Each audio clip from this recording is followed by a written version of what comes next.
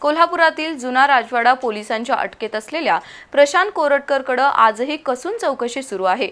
त्यानं नागपूर ते चंद्रपूर आणि तेलंगणा या मार्गावर ज्या वाहनातून प्रवास केला ते वाहन आणि कोरटकरला आश्रय देणारे पोलिसांच्या रडारवर आहेत। दरम्यान फॉरेन्सिक विभागाकडून अहवाल आल्यानंतर पोलिसांच्या कारवाईची दिशा अधिक स्पष्ट होईल।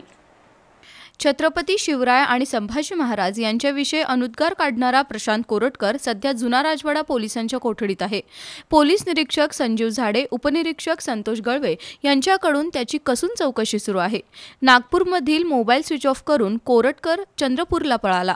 त्यानं कुठल्या वाहनातून प्रवास केला, कोणाच्या ओळखीनं तो कुठे राहिला, या कालावधीत त्याला पैशाची किंवा इतर गोष्टींची मदत कोणी केली याबद्दल कोल्हापूर पोलीस तपास करत आहेत। फरार कोरटकरला ज्यांनी आश्रय दिला त्यांची सुद्धा सखोल चौकशी होऊ शकते। दरम्यान आज कोरटकरला अत्यंत गुप्तपणे राजारामपुरीतून जुना राजवाडा पोलीस ठाण्यात आणलं होतं। दुसरीकडे फॉरेन्सिक विभागाचा अहवाल आल्यानंतर कारवाईची दिशा स्पष्ट होणार आहे।